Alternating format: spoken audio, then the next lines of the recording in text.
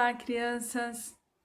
Nesse sexto bloco de atividades, a professora estará com vocês na disciplina de História e nesse bloco nós vamos abordar o capítulo 4 do livro de vocês e o tema é Lutar pela Cidadania. Então, crianças, antigamente as crianças elas não estudavam, muitas das crianças trabalhavam. E para refletirmos sobre essa questão de trabalho infantil, vamos ouvir a música Criança Não Trabalha, Criança Dá Trabalho. Ei! Palavra cantada! Lápis, caderno, chiclete, peão, sal, bicicleta, skate, calção, esconderijo, avião, correria, tambor, gritaria, jardim, confusão, bala, pelúcia, merenda, craião, banho de rio, banho de mar, pula-cela, bombom, tanque de areia, gnomo, sereia, pirata, baleia, manteiga no pão, giz, metiolate, bandeja de sabão, tênis, cadarço, almofada, colchão, quebra-cabeça, boneca, peteca, botão, pega-pega, papel, papelão. Criança não trabalha, criança dá trabalho, Criança não trabalha. Muito legal essa música, né, gente? Então, criança não se deve trabalhar. Criança deve estudar, brincar, se divertir e ser feliz. Nós vamos agora ver um vídeo que fala sobre o que é cidadania. Nesse vídeo vocês vão compreender qual é o papel do cidadão, os direitos e os deveres. O que é cidadania? Cidadania é um daqueles conceitos que é melhor entendido quando se pensa na sua ausência. Como é a vida quando não se tem cidadania? Antigamente, a forma mais comum de governo era a monarquia, com todos os poderes concentrados no rei, que era soberano, ou seja, aquele que tinha todo o poder sobre um povo. Isso era tão forte que houve um rei na França, o Luís XIV, que disse: "O Estado sou eu". E ele tinha razão. Naquela época e com aquele tipo de governo, a relação entre governante e governados era totalmente desigual. Os governados eram apenas súditos, e o significado dessa palavra é aqueles que estão sob a vontade de outro. Então, a vontade do rei era a lei.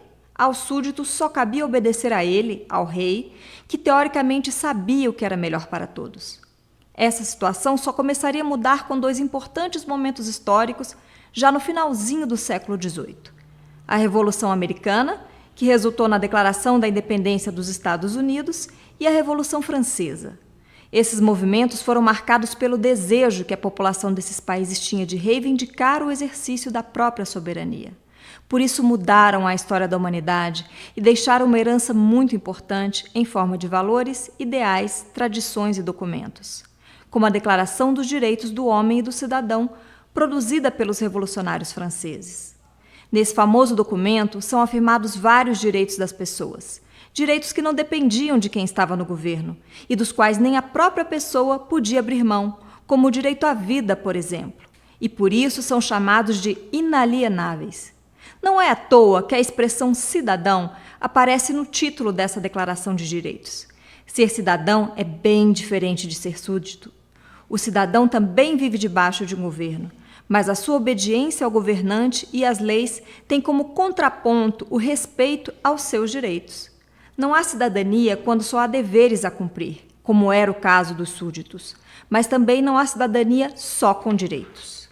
Por isso dizemos que a cidadania é uma construção coletiva, onde cada um deve cumprir seus deveres perante a comunidade e o Estado, além de contribuir para que todos possam cumprir os seus. Assim se constrói uma comunidade forte, uma comunidade política. E esses valores, quando incorporados à cultura de um povo, se tornam um patrimônio coletivo. Veja um bom exemplo disso. A nossa Constituição atual, aprovada em 1988, é chamada de Constituição Cidadã. Isso porque nosso país havia saído de um período em que vários direitos civis e sociais tinham sido restritos. As pessoas que elaboraram a Constituição, os constituintes, representando todo o povo brasileiro, acharam por bem recuperar esses direitos, acrescentar outros e deixar isso registrado em nossa lei maior.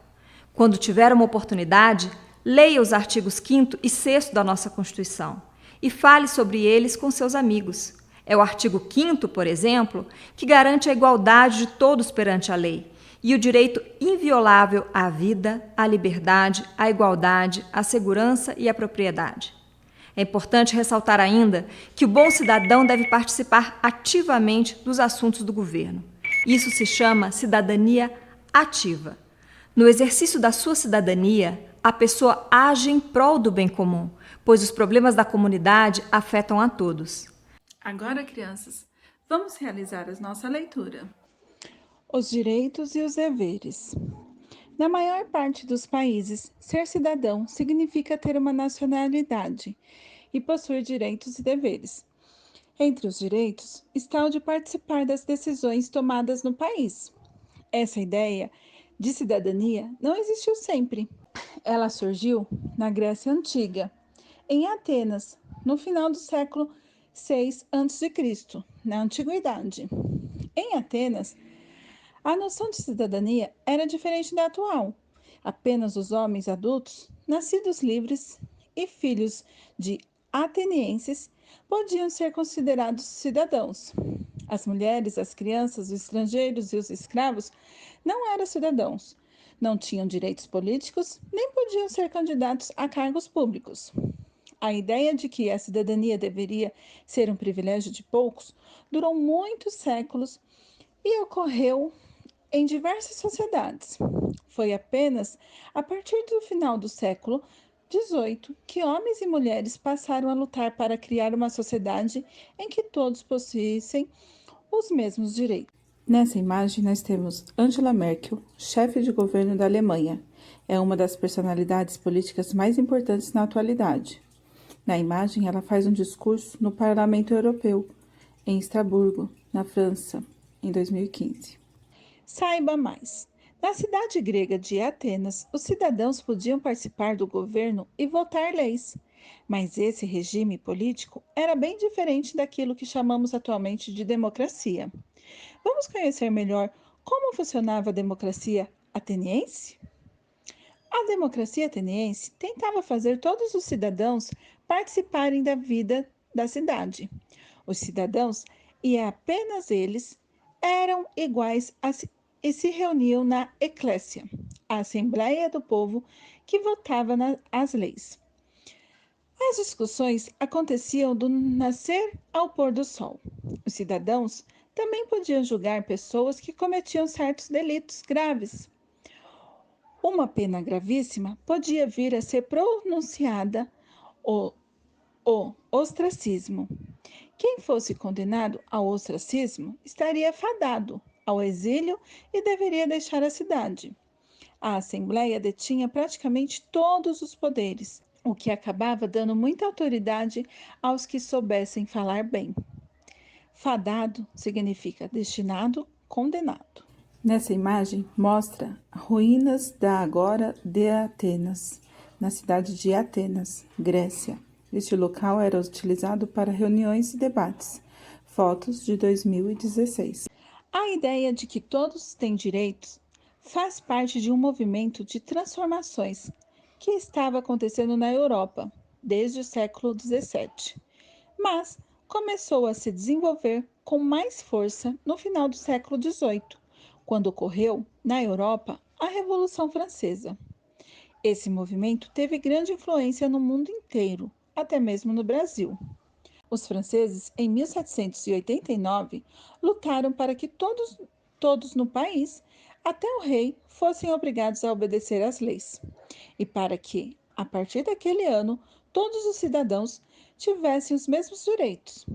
O resultado foi a Declaração de Direitos do Homem e do Cidadão, hoje considerada um documento histórico importante. Vamos ler alguns artigos deste documento?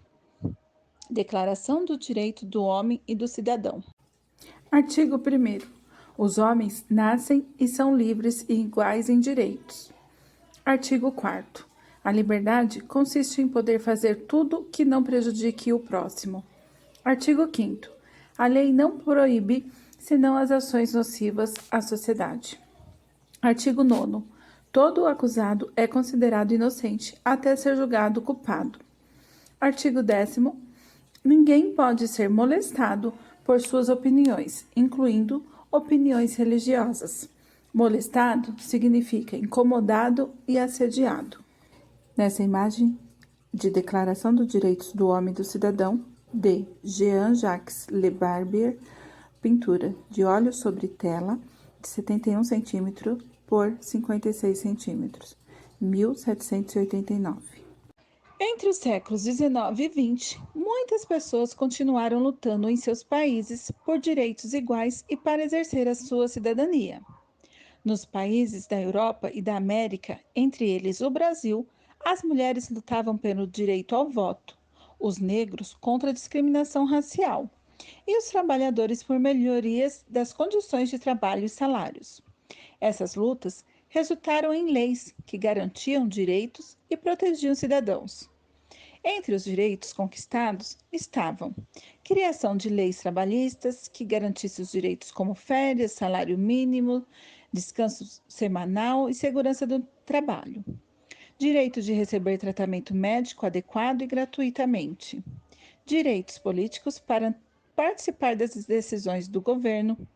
Igualdade de direitos entre os homens e mulheres e entre brancos e negros.